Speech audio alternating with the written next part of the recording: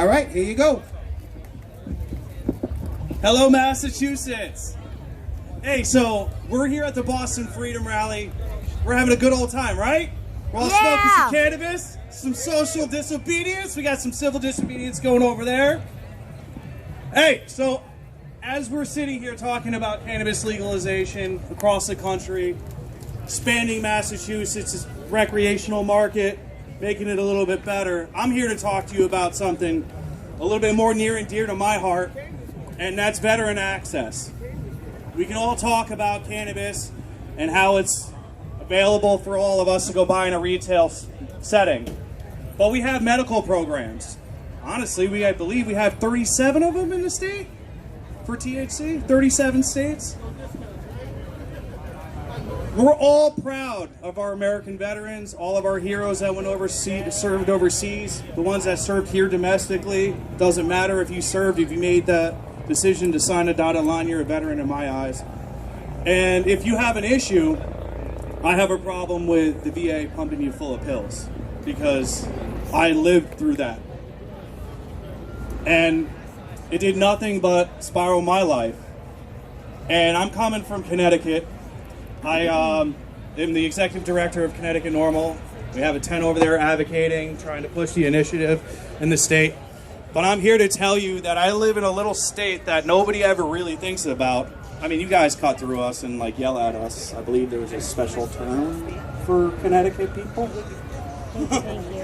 And, but I go to the West Haven VA, and my VA is critical in the fight for PTSD treatment and taking care of veterans who come back home with the invisible scars, the ones that, hey, we're all a little bit ashamed at first to come up and admit that we have, but the reality is when you speak up, you're even stronger.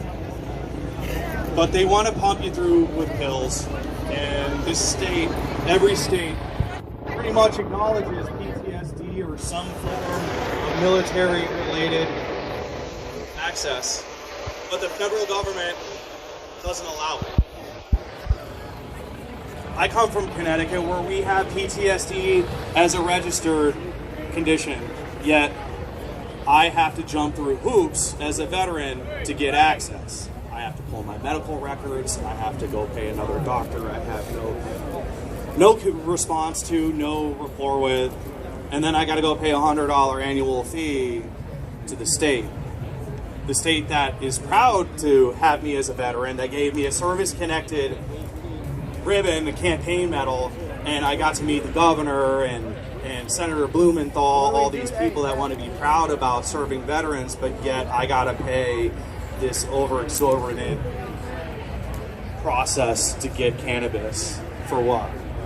How about you help us, and if you're in a medical state, you waive those fees and you give access to the people that need the cannabis the most.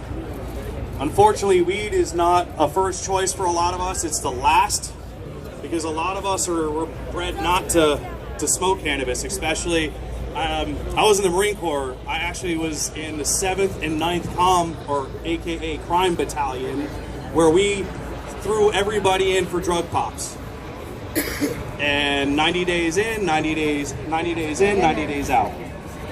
And all along, cannabis is the one thing that saved me. It's the one thing that gave me my life back, gave me my ability to do what I felt was right for me and my family.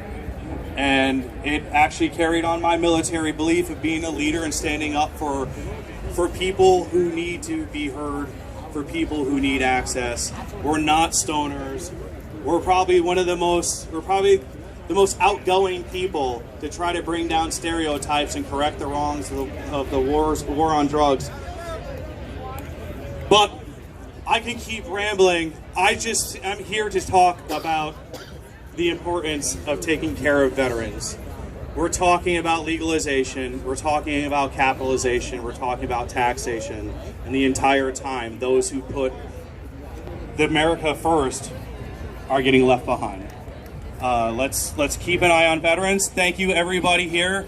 Neva, if you actually want to stop by, thank a veteran. You have a tent over down near the one of the entries for the parking, the big Neva tent. Go over there and say thank you to a veteran.